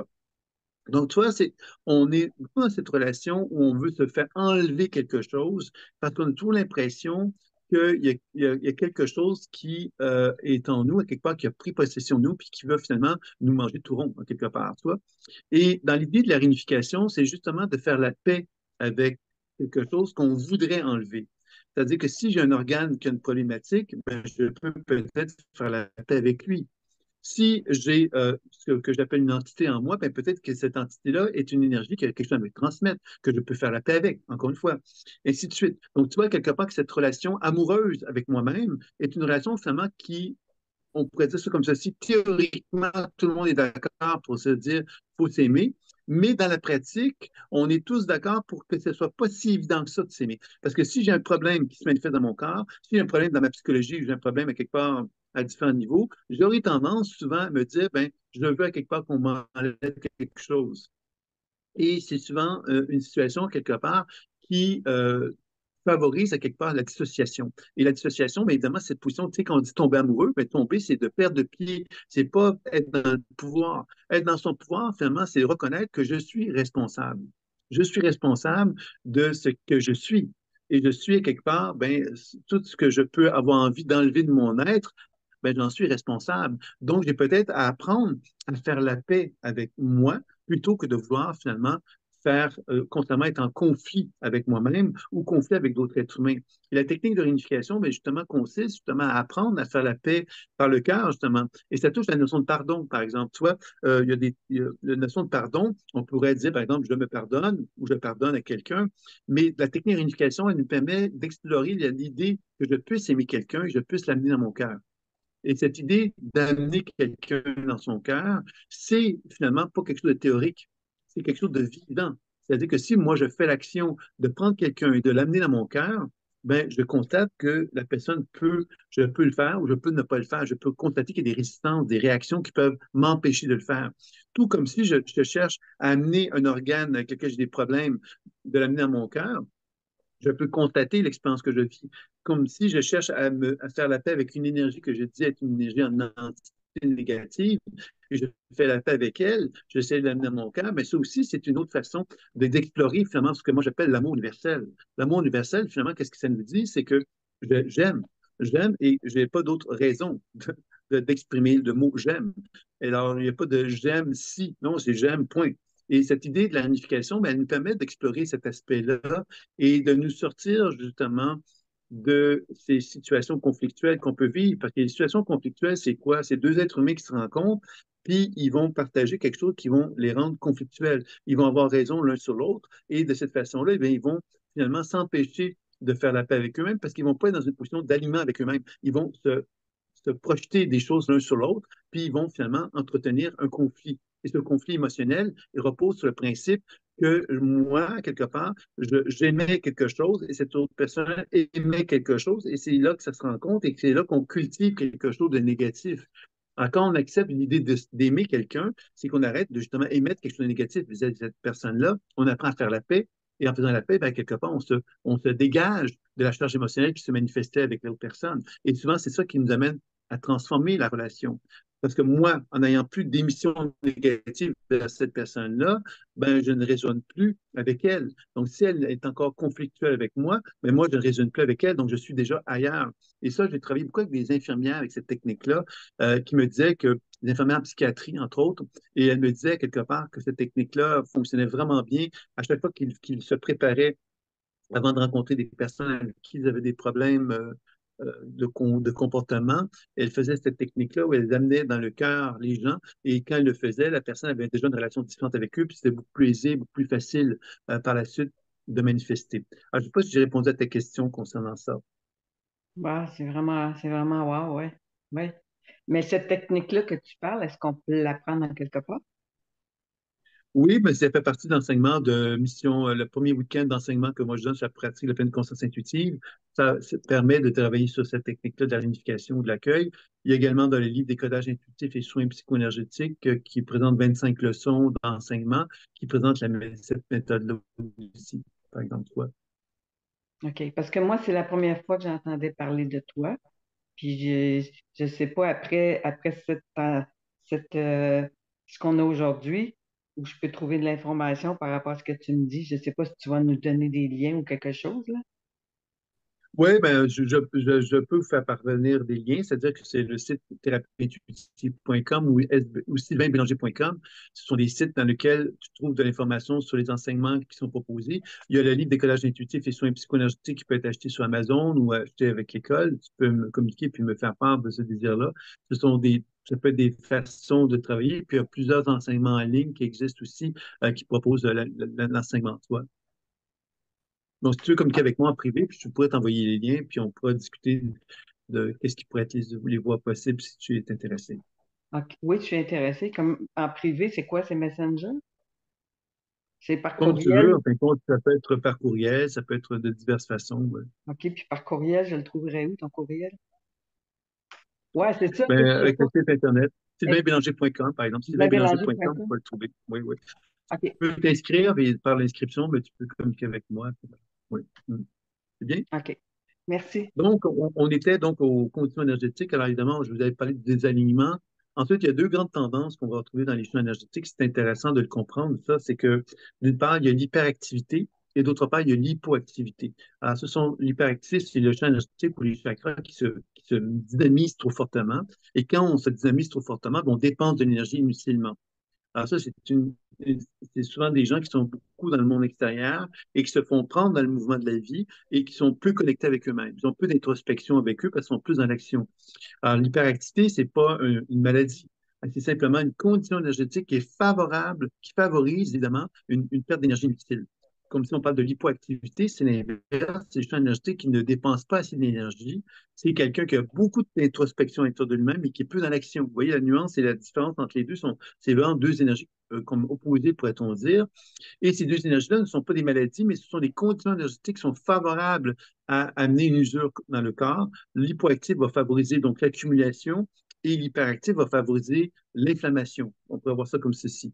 Puis si on reste dans ces états-là, on va tomber dans la surcharge. La surcharge, c'est lorsque le champ énergétique, on observe que le champ énergétique ne rayonne pas harmonieusement dans notre corps. Il y a des zones un peu comme de congestion qui vont apparaître, un peu comme si le champ énergétique semblait dévitalisé dans des régions.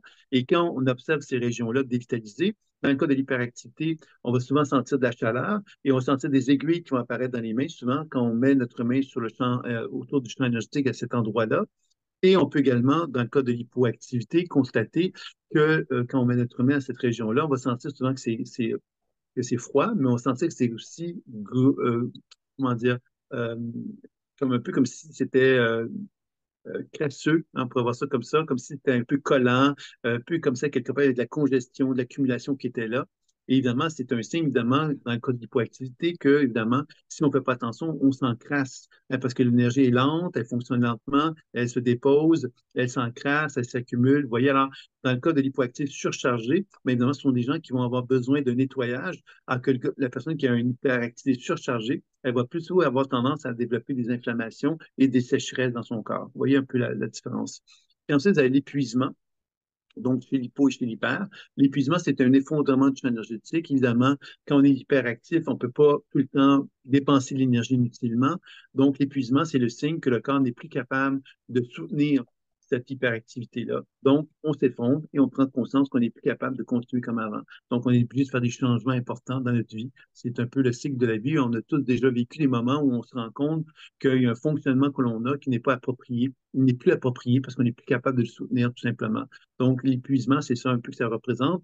Dans le cas de l'hypoactivité, c'est la même chose. L'épuisement, c'est qu'on a beau à quelque part retenir l'énergie, puis l'accumuler, puis la congestionner en soi. À un moment donné, le corps n'est plus fonctionner comme ça.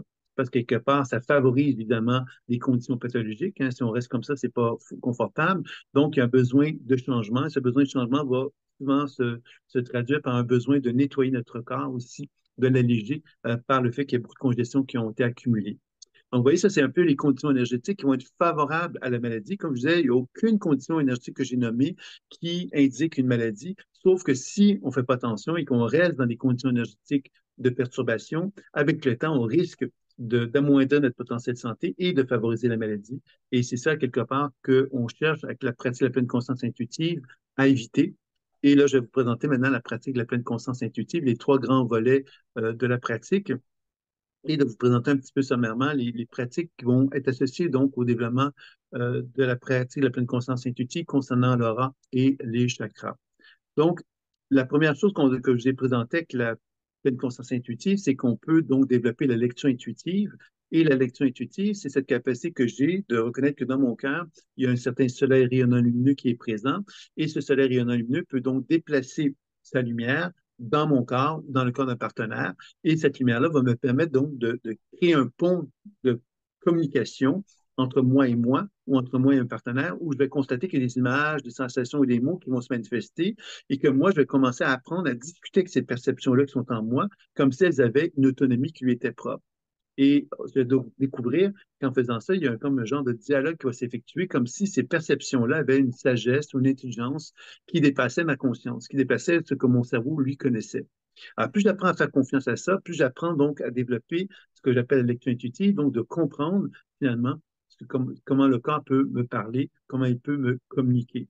Alors, évidemment, quand on parle des chakras ou de l'aura, bien évidemment, cette exploration d'énergie que je peux déplacer dans mon corps, bien évidemment, va me permettre de constater que si je vois dans le champ énergétique d'un partenaire, par exemple, qui a un désalignement, bien, je vais pouvoir mettre de la lumière dessus pour voir apparaître des images, des sensations et des mots qui vont me permettre donc d'établir un dialogue pour comprendre justement la cause du désalignement ou si c'est de l'hyperactivité ou de l'hypoactivité ou ainsi de suite, d'arriver à discuter pour arriver à connaître la cause. La cause, c'est comprendre l'origine du problème pour être en mesure de pouvoir ensuite le soigner. Donc, la lecture intuitive, c'est ça un petit peu qui va être effectué dans la pratique de la pleine conscience intuitive.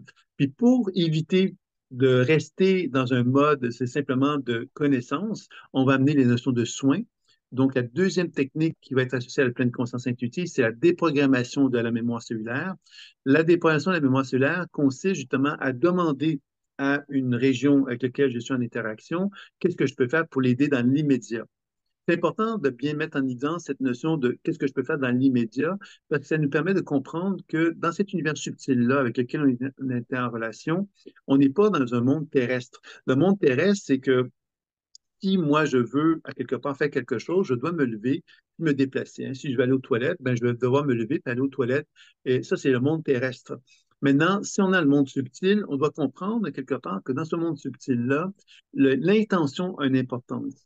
C'est-à-dire que si moi, par exemple, je constate que dans mon genou, j'ai un enfant de 5 ans qui se sent abandonné, qui est moi-même à l'âge de 5 ans qui s'est senti abandonné, je peux évidemment discuter avec lui pour comprendre l'origine de son problème, la cause de son problème, pourquoi il se sent comme ceci, etc. Puis à un moment donné, je vais lui dire qu'est-ce que je peux faire pour t'aider dans l'immédiat. Ça veut dire quoi? Ça veut dire que l'enfant pourrait me dire, ben, j'aurais besoin que tu m'aimes et je pourrais donc envoyer à cet enfant-là de l'amour et je pourrais constater que l'enfant se transformerait sous mes yeux et me montrerait une autre façon de l'enfant de s'exprimer. C'est-à-dire que s'il s'aime, cet enfant-là, il va peut-être plus se sentir abandonné. Il va peut-être me montrer quelqu'un qui s'en peut abandonner, ben, il s'affirme. Il s'affirme, puis il va peut-être me faire comprendre qu'aujourd'hui, en tant qu'adulte, j'ai appris à ne pas m'affirmer et qui va me montrer finalement qu'est-ce que je devrais, de quelle façon je pourrais m'affirmer dans ma vie de tous les jours pour changer ma condition présente.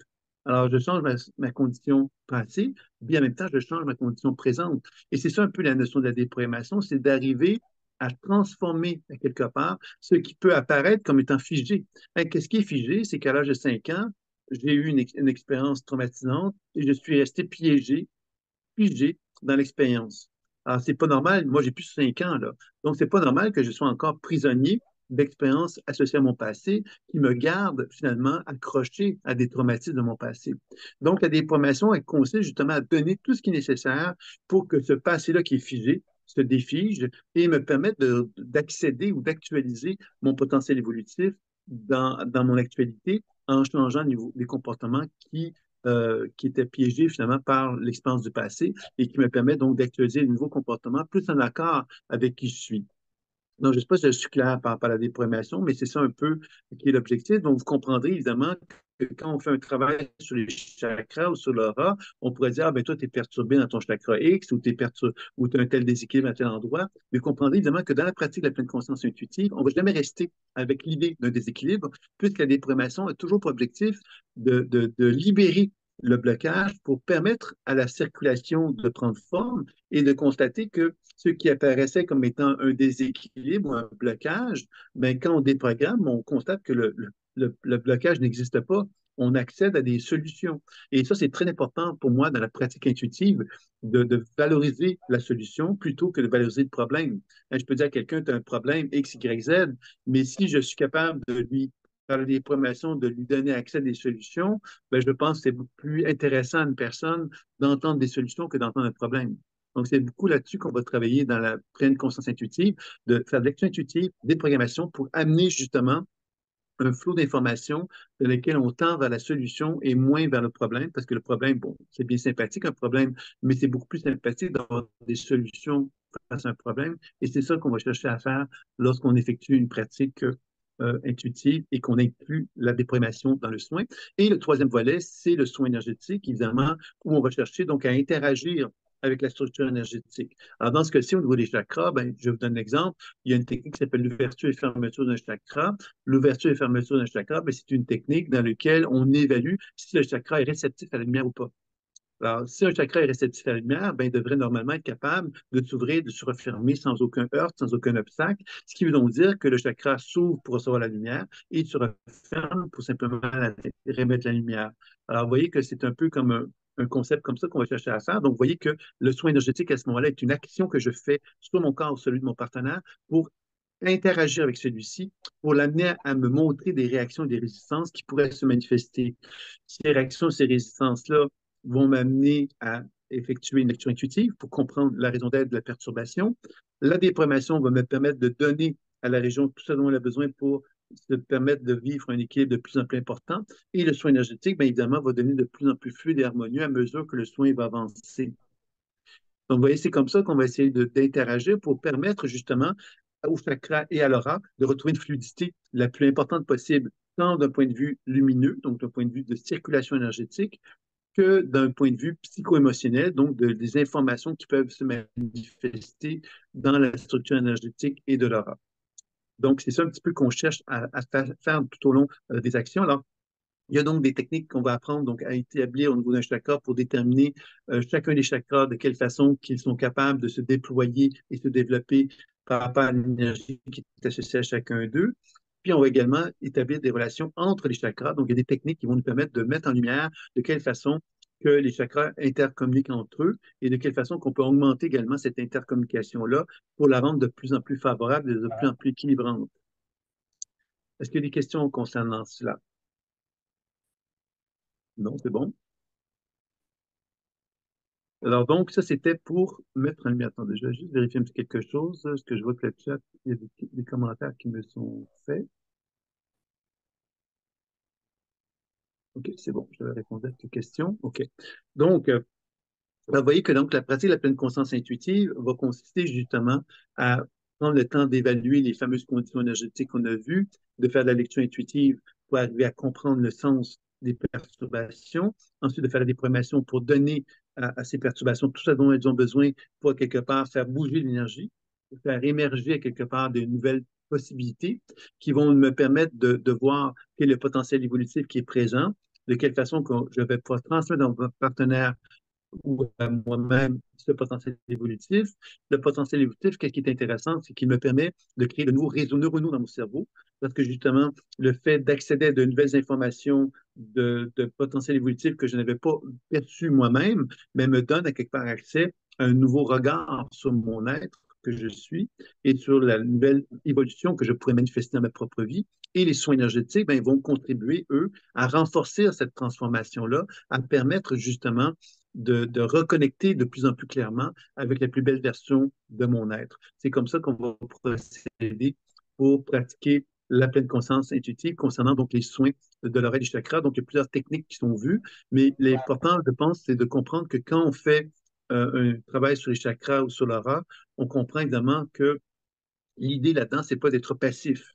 On cherche à stimuler la réponse du corps. C'est pour ça qu'il y a des techniques énergétiques, il y en a plusieurs.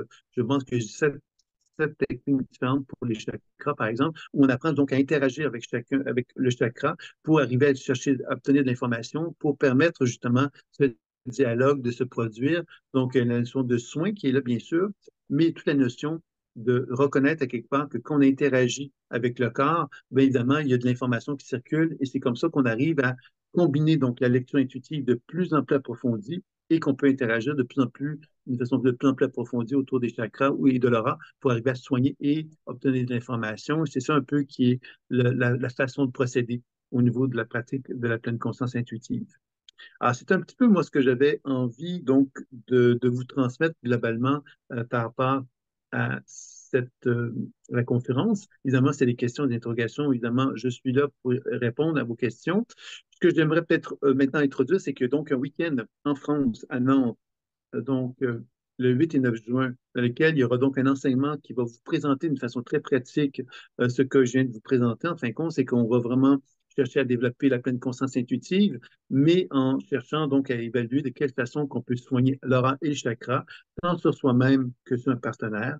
Donc, l'idée, c'est de vraiment apprendre à développer une aisance à pratiquer sur soi et sur l'autre avec les techniques autour de l'aura et des chakras. C'est le week-end qui va donc être proposé le 8 et 9 juin. Et il y a un prix spécial actuellement, une réduction de 50 euros pour ceux qui seraient intéressés à suivre ce week-end-là. C'est donc 200 euros au lieu de 250 euros. Et ça, ce prix spécial-là, il est présent là, pour les prochains jours, jusque normalement après le salon. Moi, je vais faire un salon en Nantes le 25 et le 26, donc jusqu'au 27 normalement. Cette promotion-là est disponible. Donc, vous avez quelques jours si vous êtes intéressé à vous inscrire à cet enseignement-là. Maintenant, est-ce qu'il y aurait des questions sur l'ensemble de ce qui était dit ou sur d'autres sujets, puisqu'évidemment, on peut aborder les sujets que l'on veut, hein. Il n'y a pas d'obligation. Vous pouvez utiliser soit le micro, comme vous l'avez, comme quelqu'un le fait déjà précédemment, ou encore le chat pour me poser les questions. Donc, n'hésitez pas à me faire savoir. Alors, pour ceux qui ne me connaissent pas, ben, sachez que, bon, moi, je peux peut-être déjà vous dire que je fais une fois par mois des lectures d'âme avec la chaîne Rayonnance TV sur YouTube. Je ne peux pas vous dire la prochaine date, mais si vous êtes intéressé, vous pouvez aller jeter un coup d'œil sur la chaîne Rayonnance TV et on vous annonce à quelque part donc les activités, les prochaines activités. Il y a le prochain, c'est au mois de juin que va avoir lieu donc cette, cette façon. Donc, c'est intéressant parce que ça vous permet de découvrir un petit peu la pratique d'une façon un peu ludique parce que, bon, les gens me posent des questions, les gens n'ont pas toujours leur vrai nom, ils n'ont pas toujours, je ne suis pas en contact avec eux comme tel, ils me posent des questions et puis moi, je leur réponds directement. Et c'est quelque chose qui est souvent fascinant pour les gens et ça vous permet de voir un peu en quoi la pratique de la pleine conscience intuitive peut être intéressante. Il y a Joanne qui a une question. Vas-y, Joanne. Oui, j'aimerais savoir, tu dis qu'il va y avoir des en France, là, mais est-ce qu'au Québec, il y a des choses comme ça aussi? Fin de semaine, puis des Ben là, je suis en France, donc c'est pas possible actuellement, mais il y a des enseignements en ligne à quelque part qui vont avoir lieu. Mais oui, en France, au Québec, il y a des enseignements, sont pas là, la clété, je l'ai pas encore prévu, mais pour septembre, il va y avoir sûrement des activités qui vont être proposées. Donc, si tu es membre de la chaîne, si tu vas sur le site thérapieintuitive.com ou encore sylvainbélanger.com, dans la première page, tu vas voir, on peut s'inscrire aux newsletters. Le newsletter te donne accès à toutes les activités gratuites que je donne et aussi aux propositions payantes qui sont faites durant l'année. Donc, moi, je peux dire qu'à chaque mois, il y a toujours beaucoup d'activités gratuites qui ont lieu, comme par exemple Rayonnance TV. De lecture d'âme, c'est gratuit, donc les gens peuvent se présenter, puis ça a lieu une fois par mois. Mais parallèlement à ça, moi, je fais des conférences gratuites aussi de mon côté, et il y a souvent d'autres activités qui sont faites pendant chaque mois. Donc, ça peut être intéressant. Et voilà. Puis pour le Québec, ben, ça sera surtout peut-être plus en septembre que ça aurait lieu, effectivement. OK, merci. Bien. Donc, est-ce que vous aurez d'autres questions, d'autres interrogations? Je vois que peut-être le chat, je vais regarder s'il y a quelque chose qui m'est posé. Pourriez-vous noter la chaîne dont vous parlez? C'est Rayonnance TV. Alors, c'est la chaîne il y a plusieurs activités, ils font plusieurs conférences. Moi, je travaille avec plusieurs chaînes, hein. Celle-ci, elle est plus, elle travaille régulièrement avec moi, dans le sens que euh, je fais une fois par mois une lecture d'âme avec eux. Donc, c'est quelque chose que je peux vous confirmer. Il y a donc des enseignements en ligne aussi qui ont lieu. Là, l'occasion, c'est qu'en France, bon, là, je suis en France, c'est que ce week-end-là, je ne le donne pas fréquemment, le week-end sur l'oral et chakra, puisqu'évidemment, il y a un week-end qui présente la pratique de la pleine conscience intuitive qui s'appelle Mission de vie, transformation de l'être, qui est le premier 2 jours de formation, qui présente vraiment la base. Et ensuite, c'est ce week-end-ci, qui est un enseignement qu'on peut prendre d'une façon autonome, parce qu'il est complètement lui-même aussi. Il est complètement différent du premier, et on aborde des techniques complètement différentes aussi, dans lesquelles on apprend donc à interagir davantage avec les chakras et l'aura pour arriver donc à favoriser justement cette capacité de communication, puisque la pratique de la pleine conscience intuitive est vraiment basée sur cette interaction. Alors souvent, on a l'impression des fois que on a à attendre qu'une information vienne à nous avec l'intuition, mais c'est complètement, pour moi, une façon erronée de procéder. L'intuition, évidemment, c'est quelque chose qu'on cherche à interagir avec le chemin énergétique et c'est comme ça qu'on va arriver à des résultats beaucoup plus intéressants et beaucoup plus riches dans la pratique. Comme je disais, moi, ça fait plus de 25 ans que je l'enseigne et je peux confirmer à quelque part que des gens qui n'ont aucun talent, aucune habileté intuitive vont arriver, même en l'état de 2 jours, à arriver à le pratiquer sur eux-mêmes et à le pratiquer sur quelqu'un d'autre. Et s'ils font régulièrement des pratiques, ils vont arriver à une certaine dextérité. J'insiste là-dessus parce que moi, je ne veux pas vendre nécessairement du vent. Je veux faire comprendre que quand on veut développer une pratique intuitive, on doit comprendre que c'est une langue dont on parle, qu'on cherche à développer. Et une langue, mais ça demande une certaine forme de pratique régulière pour se sentir à l'aise avec ça. Et je pense que c'est important de comprendre que la pratique de la pleine conscience intuitive, pour se sentir à l'aise avec elle, ben, on peut suivre 2 jours, puis après ça, ben, on doit pratiquer pour effectivement augmenter cette habileté-là. Ça, c'est certain. Alors, pour ceux qui ne le savent pas, bien évidemment, moi, je fais des consultations aussi en présentiel. Je suis à Redon, en Bretagne, pendant une certaine période de temps. Je vais ensuite aller en Belgique également pour quelques jours. Je vais aller au Maroc ensuite donner un enseignement également. Donc, il y a des consultations en présentiel dans les lieux où je vais, mais également des consultations en ligne se font régulièrement. Je fais même peut-être plus de consultations en ligne que de consultations en présentiel dans l'année. Donc, c'est quelque chose à laquelle je suis vraiment confortable de faire, puis je le fais régulièrement. Ça peut se faire par téléphone, par Zoom, par bon, de diverses façons. Donc, si vous êtes intéressé, c'est possible aussi d'avoir des consultations et également donc, des enseignements. Donc, si vous avez de l'intérêt sur les enseignements, bon, là, je donne des enseignements en présentiel, mais également plusieurs enseignements en ligne que j'ai développés à travers les années qui sont proposés pour développer la méthode tant sur soi-même que vers un partenaire. Donc, ce sont toutes des choses que vous pouvez, si vous avez envie de communiquer avec moi, de le faire en allant sur le site, en devenant membre d'une newsletter, par exemple. Ça vous donne l'opportunité de pouvoir justement plus facilement connaître les activités qui sont proposées dans la pratique. Il y a également des livres que je n'ai pas avec moi ici tout de suite, mais il y a Découvrir votre spirale évolutive, qui est un livre qui est le livre le plus complet sur les chakras que je pourrais envisager d'écrire. Il y a 700 pages, ce livre-là, qui vous présente vraiment toutes les 56 principaux états de conscience que l'on retrouve chez l'être humain. C'est comme une typologie, ce livre-là a été conçu, mais c'est un livre qui vous permet de comprendre de quelle façon que chacun des chakras peut se développer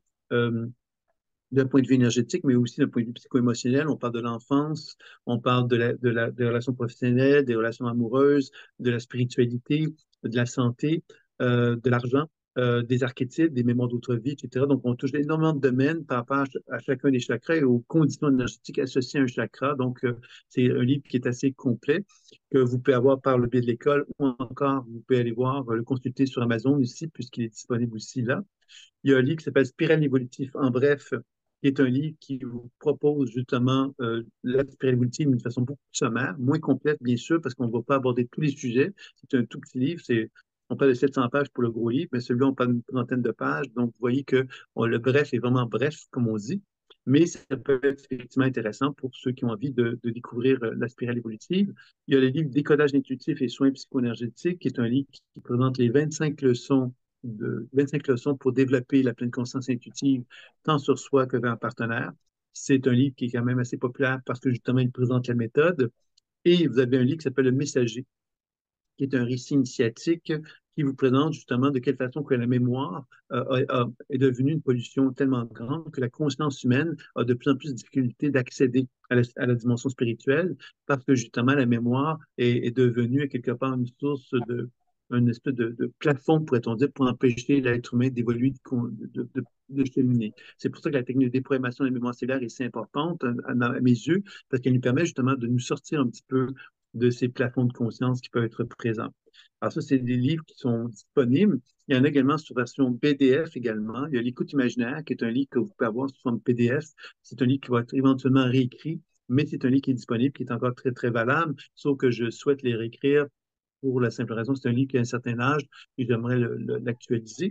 Et vous avez également Une santé de cuivre, qui est un livre qui propose l'utilisation du cuivre comme moyen de favoriser la circulation énergétique, mais aussi d'augmenter notre habileté intuitive. Le cuivre est conducteur, donc il nous permet de développer une sensibilité plus grande avec nous-mêmes. Et c'est de cette façon-là que ce livre-là propose justement l'utilisation du cuivre. Alors, c'est un livre aussi qui est version PDF, puisque lui aussi va être éventuellement réécrit. Il y a donc un jeu de cartes sur la spirale évolutive qui va sortir aussi au plus tard septembre. Donc, c'est un autre projet qui va sortir très bientôt. Donc, si vous êtes membre de newsletter, ben, vous allez être tenu au courant de tout ce qui pourrait se manifester dans les prochaines semaines, les prochains mois. Donc, je vais donc m'arrêter ici, à moins que des questions, ce serait le moment, si des questions d'interrogation, de m'en faire part. Ça ne semble pas être le cas. Donc, je vais vous remercier de votre présence. J'espère que vous avez apprécié notre petit entretien de ce soir. Vous allez avoir un replay. Donc, si vous êtes Ah, OK. qu'on va vous envoyer le replay dans les prochains jours. Donc, voilà, voilà. Alors, je vais vous remercier et je vais donc m'arrêter ici, à moins qu'il y ait des commentaires. J'ai entendu quelque chose. Ça va? C'est bon? OK. Alors, je vais vous souhaiter une très belle soirée et une très belle fin d'après-midi pour chacun. Et puis voilà, donc je vous tiens au courant pour le replay dans les prochains jours. Je vous dis donc à très bientôt. Au revoir.